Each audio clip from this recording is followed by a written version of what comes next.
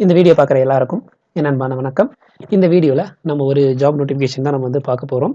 அதாவது கோயம்புத்தூரில் இருக்கிற institute of forest and institute of forest genetic and tree breeding இதில் வந்து பார்த்தீங்கன்னா ஜாப் வேகன்சி வந்து அனௌன்ஸ் பண்ணியிருக்கிறாங்க. அதை பற்றின டீட்டெயில்ஸ் நம்ம இந்த வீடியோவில் நம்ம வந்து பார்க்கலாம்.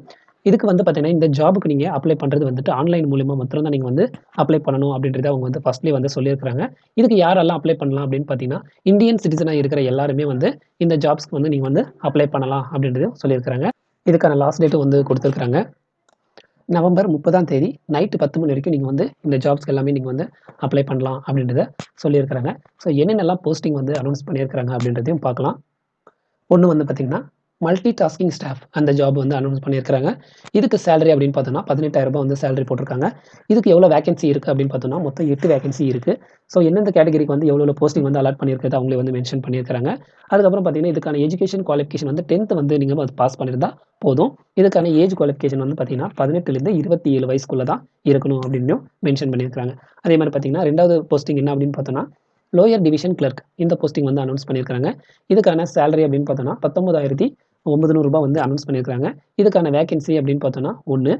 இதுக்கு வந்துட்டு எந்த கேட்டகரிக்கு அப்படின்னா அன்ரிசர்வ் போஸ்ட்டுக்கு தான் கொடுத்துருக்காங்க 1.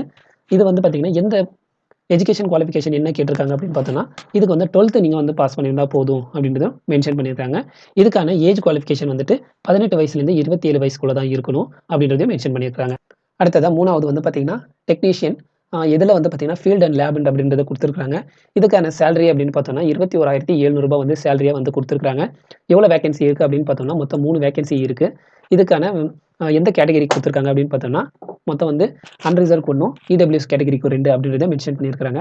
இதுக்கு என்ன எஜுகேஷன் குவாலிஃபிகேஷன் வேணும் அப்படின்னு பார்த்தோம்னா நீங்கள் வந்து +2 படிச்சிருக்கணும். அதுவும் பார்த்தீங்கன்னா சயின்ஸ் டிபார்ட்மெண்ட் எடுத்து 60% மார்க் வந்து நீங்கள் வாங்கியிருக்கணும் அப்படின்றதும் மென்ஷன் பண்ணியிருக்காங்க. இதுக்கான எஜுகேஷன் அதாவது ஏஜ் குவாலிஃபிகேஷன் வந்து பார்த்தீங்கன்னா 18 வயசுலேருந்து 30 வயசுக்குள்ள தான் இருக்கணும் அப்படின்றதையும் மென்ஷன் பண்ணியிருக்காங்க. அடுத்தது வந்து பார்த்தீங்கன்னா டெக்னிக்கல் அசிஸ்டன்ட் இதுலேயும் வந்து பார்த்தீங்கன்னா ஃபீல்ட் அண்ட் லேபில் இருக்கிற மாதிரி ஜாப். இதுக்கான சேலரி அப்படின்னு பார்த்தோம்னா 29,200 வந்து சேலரி அனௌன்ஸ் பண்ணியிருக்காங்க. இதுக்கான வேகன்சி லிஸ்ட் வந்து பார்த்தீங்கன்னா மொத்தம் 4 வேகன்சி இருக்குது. எந்தெந்த கேட்டகரிக்கு அப்படின்றத மென்ஷன் பண்ணியிருக்காங்க. இதுக்கான எஜுகேஷன் குவாலிஃபிகேஷன் வந்து பிஎஸ்சி வந்து படிச்சிருக்கணும் அப்படின்றதையும் மென்ஷன் பண்ணியிருக்காங்க. இதுக்கான ஏஜ் குவாலிஃபிகேஷன் வந்து பார்த்தீங்கன்னா 21 வயசுலேருந்து 30 வயசுக்குள்ள இருக்கணும் அப்படின்றதையும் மென்ஷன் பண்ணியிருக்காங்க.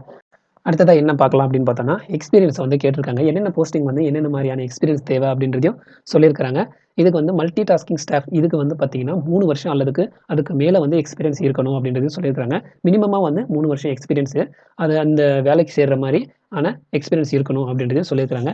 அடுத்தது வந்து பார்த்தீங்கன்னா லோயர் டிவிஷன் கிளர்க் இவங்களுக்கு வந்து பார்த்தீங்கன்னா டைப்பிங் ஸ்பீடு அதாவது இந்த டைப்பிங் ஸ்பீடு வந்து பார்த்தீங்கன்னா 30 வேர்ட்ஸ் வந்துட்டு ஒரு நிமிஷத்தில் அடிக்கிற மாதிரி இருக்கணும் அப்படின்றது சொல்லியிருக்காங்க.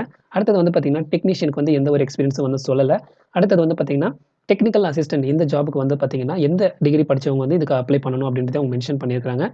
பிஎஸ்சியில் agriculture, biotechnology, botany, forestry, zoology இந்த மாதிரி நீங்கள் வந்து படிச்சிருக்கிறவங்க இதுக்கு அப்ளை பண்ணுங்க அப்படின்றதையும் சொல்லியிருக்கிறாங்க. அடுத்ததாக நம்ம வந்து ஏஜ் ரிலாக்ஸேஷனை பற்றி பார்க்கலாம். ஒவ்வொரு ஜாபுக்குமே வந்து பார்த்தீங்கன்னா ஒவ்வொரு விதமான ஏஜ் ரிலாக்ஸேஷன் வந்து கொடுத்துருக்காங்க.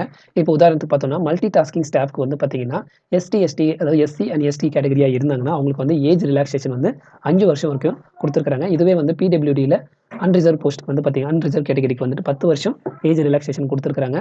இது வந்து பிடபிள்யூடியில் எஸ்சி எஸ்டி கேட்டகரியாக இருந்தாங்கன்னா அவங்களுக்கு வந்து 15 வருஷம் ஏஜ் ரிலாக்ஸேஷன் வந்து கொடுக்குறாங்க. இந்த மாதிரி ஒவ்வொரு கேட்டகரிக்குமே எவ்வளோ ஏஜ் ரிலாக்ஸேஷன் கொடுத்துருக்காங்க அப்படின்றத நீங்கள் வந்து பார்த்துக்கோங்க. ஒவ்வொரு போஸ்ட்டுக்குமே வந்து கொடுத்துருக்காங்க. இப்போ லோயர் டிவிஷன் கிளர்க்குக்கும் கொடுத்துருக்காங்க. இந்த மாதிரி ஒவ்வொரு போஸ்ட்டுமே ஏஜ் ரிலாக்ஸேஷன் வந்து கொடுத்துருக்காங்க. நீங்கள் வந்து அது ஒரு வாட்டி செக் பண்ணிக்கோங்க. அடுத்ததாக நம்ம வந்து அப்ளிகேஷன் ஃபீஸ் எவ்வளோ அப்படின்றத நம்ம வந்து பார்க்கலாம். ஒவ்வொரு போஸ்ட்டுக்குமே தனித்தனி அப்ளிகேஷன் ஃபீஸ் வந்து மென்ஷன் பண்ணியிருக்காங்க. அன்ரிசர்வ் கேட்டகரிக்கு வந்து பார்த்தீங்கன்னா மொத்தம் ₹500 ஃபீஸும், இதுவே உமன் கேட்டகரியாக இருந்தால் ₹250 ஃபீஸும், பிடபிள்யூடி இருந்தால் அவங்களுக்கு வந்து எந்த அமௌண்ட்டும் இல்லை அப்படின்றதையும் மென்ஷன் பண்ணியிருக்காங்க. இதுவே வந்து பார்த்தீங்கன்னா லோயர் டிவிஷன் கிளர்க்கும் இதே மாதிரி தான். அவங்களுக்கு வந்து பார்த்தீங்கன்னா ₹1000 ஃபீஸும், உமன்ஸ் கேட்டகரி இருந்தால் ₹500, பிடபிள்யூடி அவங்களுக்கு வந்து பார்த்தீங்கன்னா அவங்களுக்கு எந்த ஒரு அமௌண்ட்டும் இல்லை அப்படின்ற மாதிரி கொடுத்துருக்காங்க. டெக்னீஷியனுக்கு வந்துட்டு ₹1000 ஃபீஸும், உமன் கேட்டகரியாக இருந்தீங்கன்னா அவங்களுக்கு வந்து ₹500 ஃபீஸும், பிடபிள்யூடிக்கு வந்து பார்த்தீங்கன்னா எந்த அமௌண்ட்டும் இல்லை அப்படின்னு சொல்லி போட்டிருக்காங்க. டெக்னிக்கல் அசிஸ்டன்ட்டுக்கு வந்துட்டு ₹1,500 வந்து ஃபீஸ் போட்டிருக்காங்க. உமன் கேட்டகரியாக இருந்தாங்கன்னா ₹750 வந்து கட்டினா போதும் அப்படின்னு சொல்லியிருக்காங்க. அதே மாதிரி பார்த்தீங்கன்னா உமன் கேட்டகரியில் எஸ்சி எஸ்டி இந்த மாதிரி அவங்க மென்ஷன் பண்ணியிருக்கிறாங்க. பார்த்துக்கோங்க. பிடபிள்யூடி அவங்கள இருந்தால் எந்த அமௌண்ட்டும் கட்ட தேவையில்லை அப்படின்றதும் சொல்லியிருக்காங்க. ஸோ இதுக்கு எப்படி வந்து இந்த ஜாப்க்கு எடுக்க போகிறாங்க அப்படின்னு பார்த்தோன்னா ரிட்டன் எக்ஸாமும் அதுக்கப்புறம் இன்டர்வியூ வச்சு தான் வந்து இந்த ஜாப்க்கு வந்து எடுக்க போகிறதா சொல்லியிருக்கிறாங்க. இந்த எக்ஸாம் எங்கே நடக்க போகுது அப்படின்னு பார்த்தோம்னா கோயம்புத்தூரில் தான் நடக்க போகுது அப்படின்றதையும் மென்ஷன் பண்ணியிருக்காங்க. இதுக்கு நீங்கள் அதாவது நீங்கள் ஒரு போஸ்ட்டுக்கு மேலே நீங்கள் அப்ளை பண்ணுறீங்க அப்படின்னா சேம் யூசர் ஐடி பாஸ்வேர்டை வச்சு நீங்கள் வந்து அப்ளை பண்ணிக்கலாம் அப்படின்றதையும் மென்ஷன் பண்ணி ஒரு போஸ்ட் அல்லது நீங்கள் 2 3 போஸ்ட்டுக்கும் நீங்கள் வந்து அப்ளை பண்ணலாம். ஆனால் ஒரே யூசர் ஐடியில் நீங்கள் அப்ளை பண்ணணும் அப்படின்னு சொல்லியிருக்காங்க. செப்பரேட் ரிஜிஸ்ட்ரேஷன் பண்ணி நீங்கள் அப்ளை பண்ணக்கூடாது அப்படின்றதையும் அவங்க வந்து மென்ஷன் பண்ணியிருக்காங்க. இதுக்கான லாஸ்ட் டேட் அப்படின்றதையும் அவங்க மென்ஷன் பண்ணிட்டாங்க பாருங்கள். நவம்பர் 30 அப்படின்றத போட்டிருக்காங்க. எந்த வெப்சைட் அப்படின்றதையும் கொடுத்துருக்காங்க. ifgtb.icfre.gov.in இந்த வெப்சைட்டில் நீங்கள் வந்து அப்ளை பண்ணணும் அப்படின்றதும் சொல்லியிருக்கிறாங்க. அடுத்ததாக வந்து பார்த்திங்கன்னா எக்ஸாம்ஸ்க்கான எவ்வளோ கொஷின்ஸ் கொடுக்க போகிறோம், அதே மாதிரி பார்த்திங்கன்னா எவ்வளோ டைமிங் கொடுக்குறாங்க அப்படின்றதையும் அவங்க வந்து இந்த பிடிஎஃப்ல வந்து மென்ஷன் பண்ணிட்டாங்க. அது வந்து பார்த்துக்கோங்க. ஒரு போஸ்டிங்குமே வந்து எவ்வளோ மார்க்கு எவ்வளோ டைமு அப்படின்றதையும் மென்ஷன் பண்ணியிருக்கிறாங்க. அதே மாதிரி பார்த்திங்கன்னா இந்த நீங்கள் எழுத போகிற எக்ஸாமில் ஒரு கொஷின்ஸுக்குமே வந்து பார்த்திங்கன்னா கரெக்டான ஆன்சர் பண்ணிட்டீங்கன்னா ஓகே.